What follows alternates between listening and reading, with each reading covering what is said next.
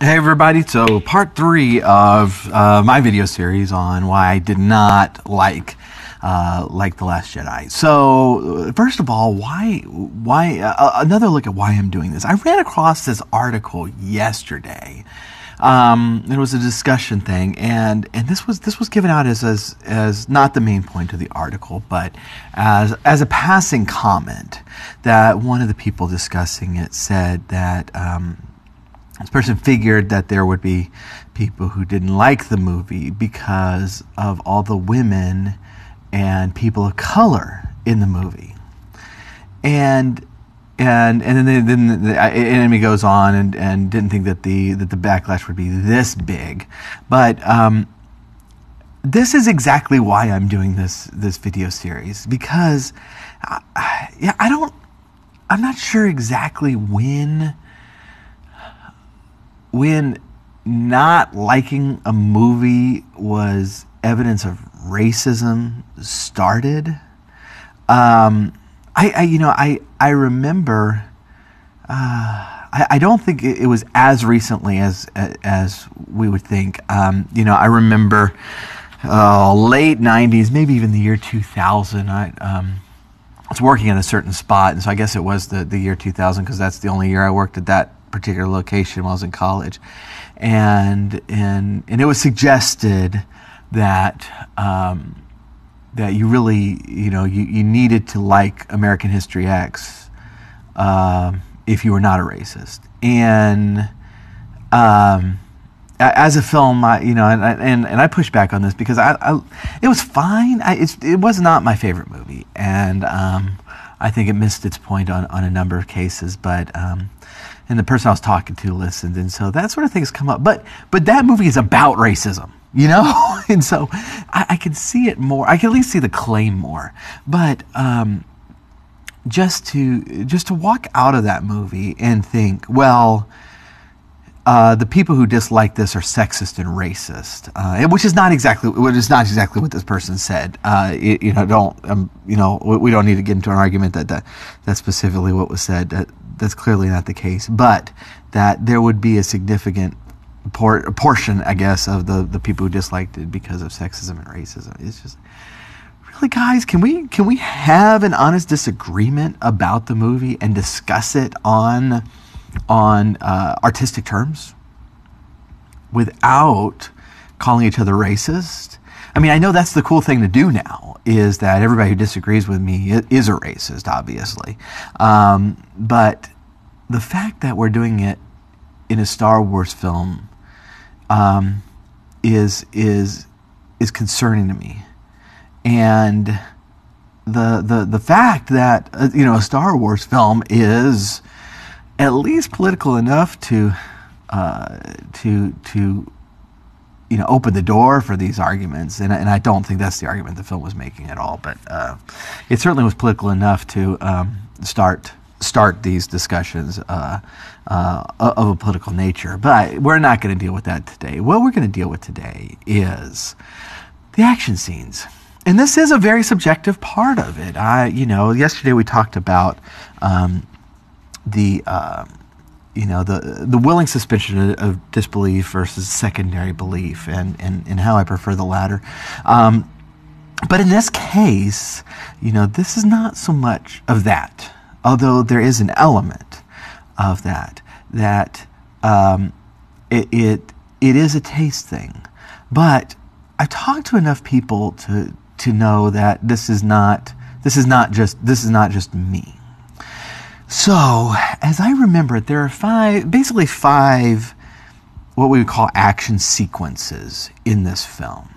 And I might be missing one, and I'm sure some people think that the spaceship chase is an action sequence, but it's not, because action sequences require action. But very beginning, Poe's assault on the First Order. Then we have the chase through the casino. We have the battle in Snoke's throne room with Kylo and Rey against pretty much everyone. then we have what is it? Oh yeah, of course the assault on the hideout at the very end, and then I'm counting as a separate action sequence, even though it's part of that extended battle, is the fight between fake Luke and Kylo. So, right off the bat, as action sequences, I really like two of them. Both of the lightsaber battles. I thought the throne room battle was really cool. I liked the guards in there. It's actually in the original series, in the original trilogy, the red clad Imperial guards. I was always intrigued by those guys, and I don't think that we saw really enough of them. They've been, from the novels that I've read, and I certainly haven't read all of them, they've been discussed and talked about some in there, but I always liked their look, and I thought they were really cool. So these guards are obviously kind of an evolution of that, but we do get to see them fight, and they fight well, and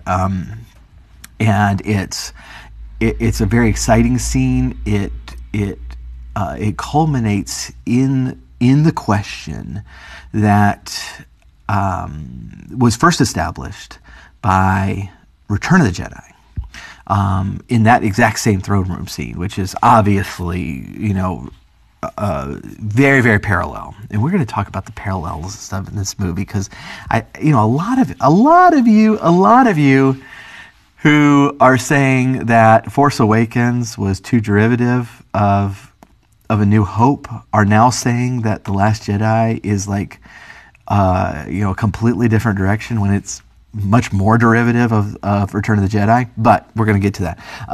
But the question of who's going to turn and who's going to come out on top. So from Return of the Jedi, there was always three motivations in that room. The Emperor wanted the two of them to fight it out, and whoever won was going to be the new apprentice. Darth Vader wanted Luke's help in striking down the Emperor, and they would rule as the new dark side rulers. Luke wanted Vader to turn and help him destroy the Emperor. Now, in that case, Luke's motivation won. But it's the same question that's happening now. And the fact that this ends with Kylo and Rey kind of duking out a little bit is very cool. And I enjoyed that a lot, because it seems to be mimicking the Return of the Jedi ending, but it's actually a little bit of a different end. And I liked that. Luke's fight with Kylo was a great lightsaber battle. Now, as far as storytelling goes, it wasn't that good, because there was no tension in the scene. Everything had been resolved by that point. The battle didn't actually mean anything. So I don't know if you were different in watching this movie. I realized it was fake Luke in about 3 seconds as soon as I saw the short brown beard, because that's even before he got out the lightsaber, which had been destroyed in the previous scene. I realized it was fake Luke, and quick survey of my friends who saw the movie. Everyone realized it was fake Luke before the battle, and so that's just a huge mistake in filmmaking, because you've actually destroyed the tension of the scene. You've basically fizzled out your climax. You've taken the oomph out of it, and this should be culminating into this great fight scene that is awesome, and people jumping around and swinging lightsabers and doing cool stuff, and you cut all of that out. Classically, the tension in a story should be rising until the climax, when we reach the conclusion and we resolve that conflict. But what this movie does is rise, kind of more slowly, because it's a very slow movie.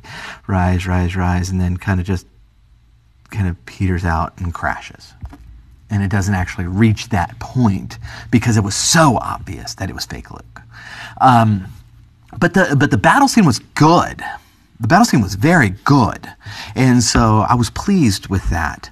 The other ones, Poe's assault, it was just so unbelievable to me that I couldn't take enjoyment of it. It was just so ridiculous that I couldn't take enjoyment. The tension that they were trying to build up with the bombers didn't make any sense to me. I mentioned last time, I'm not sure why these bombers are going so slowly. But beyond that, how something that slow moving and that close cannot be hit very, very quickly, it doesn't make any sense to me. And that might go back to our military incompetence, but in any case, it didn't do it for me. The casino chase, I haven't run across anybody who defends that. So can we skip it? It was just so bad that even the defenders of the movie. I mean, I've talked to people. This is 5 out of 5 stars. What about the casino scene? Oh, it's terrible. Okay, but yeah, that was pretty horrible. And then the battle, the last defense of the wall. It wasn't necessarily bad. It was just it seemed very random to me. And this is what I mean. It's like these ships that are very awkward and don't actually make any sense. But we'll pass that over.